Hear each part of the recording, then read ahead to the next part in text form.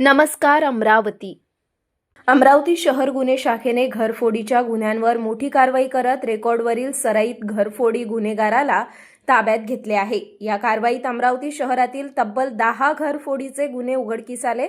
दोन्ही आरोपीकडून 110 ग्रॅम सोन्याची लकड किंमत, 18,15,500 ग्राम चांदीची लकड किंमत, 1,90,000 रोख रक्कम, 68,000 असा एकूण 20,73,000 रुपयांचा सोने, चांदी आणि रोख मुद्देमाल जप्त करण्यात आला आहे।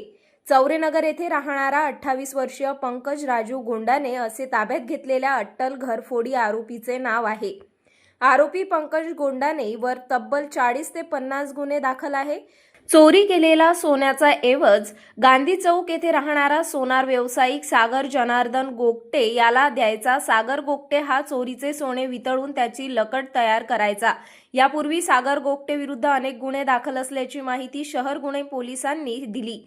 आरोपी पंकज गोंडाने हा मुंबई भिवंडी येथून नागपूर दिशेने येत असताना गुन्हे शाखा पोलिसांनी मुंबईपासून रेल्वेत त्याचा शोध घेतला। अखेर चांदूर रेल्वे नजीक असलेल्या मालखेड रेल्वे स्थानक येथून रेल्वेतून ताब्यात घेतले।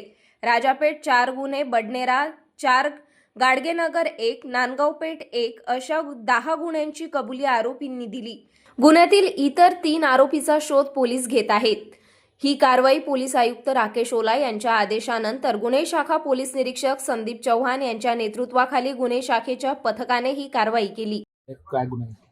माननीय पोलीस आयुक्त राकेश ओला सर यांनी मागील काही दिवसापासून जे शहरात घरफोड्या होत आहेत ते तात्काळ उघडकीस आणण्याच्या गुन्हे शाखेला सूचना दिल्या होत्या।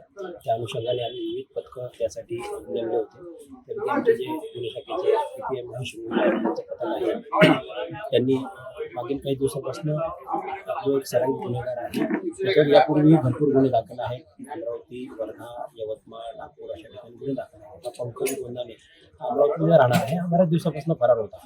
त्याचा शोध घेत होता, परंतु हा वास्तव्य त्याचं घरीच आहे, तिथेही राहत नव्हता आणि बऱ्याच ठिकाणी तो त्याचा शोध घेतला, परंतु तो कुठेही मिळून आलेला नव्हता। तो स्वतःचं अस्तित्व लपून फिरत असल्याचं निष्पन्न झालं होतं आणि तो कुठल्याही प्रकारचा मोबाईलही वापर करत नव्हता।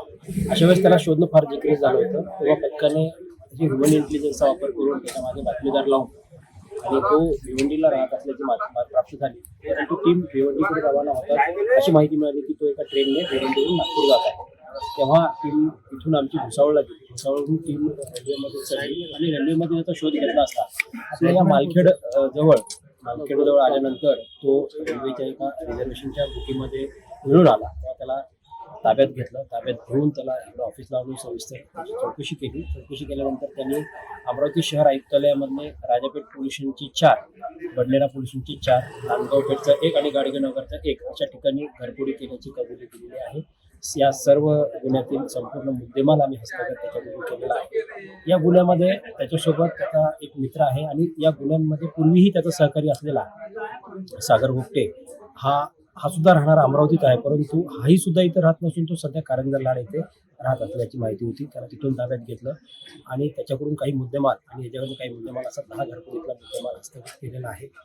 यापुढेही शहर गुन्हे शाखेकडनं शहरामध्ये जे घरफोड्या झालेल्या आहेत किंवा इतर गुन्हे झालेले आहेत ते लवकरच उघडकीस आणून सर्व मुद्देमाल हस्तगत करण्याची प्रक्रिया सुरू आहे।